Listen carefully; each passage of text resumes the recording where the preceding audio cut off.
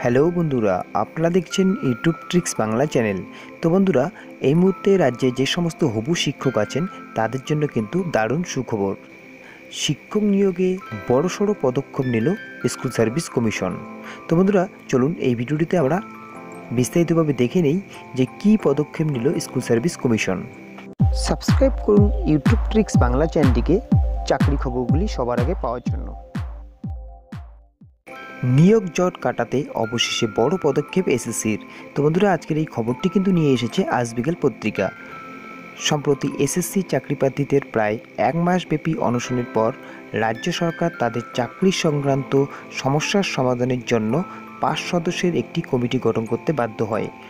অনশন মঞ্চে মুখ্যমন্ত্রীর তরফে আশ্বাসের পরদিন রাজ্য শিক্ষা দপ্তরের পক্ষ থেকে ঘোষণা করা হয়েছিল এই 5 সদস্যের সরকারি প্রতিনিধি ছাড়াও অনশনরত এসএসসি চাকরিপ্রার্থীদের সংগঠনের তরফে আরও 5 জনকে নিয়ে বর্ধিত কমিটি গঠিত হবে। এরপর প্রায় 9 দিন অতিক্রান্ত হওয়ার পর এসএসসি নিয়োগ সংক্রান্ত বর্ধিত সেই কমিটির সভা বসতে চলেছে চলতি সপ্তাহেই।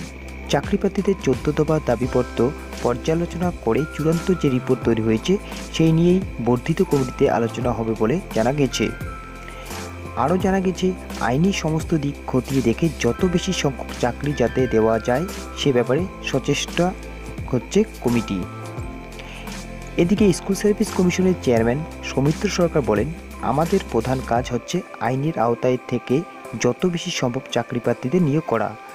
বোঝা যাচ্ছে অনশন মঞ্চে গিয়ে মুখ্যমন্ত্রীর আশ্বাসের ফলে আর চুপ করে বসে থাকতে পারছে না স্কুল সার্ভিস কমিশন কর্তৃপক্ষ। এটাই এখন চাকরি প্রার্থীদের কাছে আশার আলো। এখন দেখা যাক শেষ পর্যন্ত কোথাকার জল কোথায় দাঁড়ায়। তো বন্ধুরা, দেখতেই পারলেন এই বড়সড় আপডেটটি চাকরি প্রার্থীদের জন্য, যে হয়তো তাদের আন্দোলনের ফলে দাবিগুলো পূরণ হতে চলেছে। তো বন্ধুরা, আজকের আপডেটটি এই পর্যন্তই। আপডেটটি ভালো লাগলে অবশ্যই একটি লাইক করবেন। তো আজকের মতো এই পর্যন্তই, দেখা হচ্ছে পরের একটা ভিডিওতে। ততক্ষণের জন্য ভালো থাকবেন, সুস্থ থাকবেন।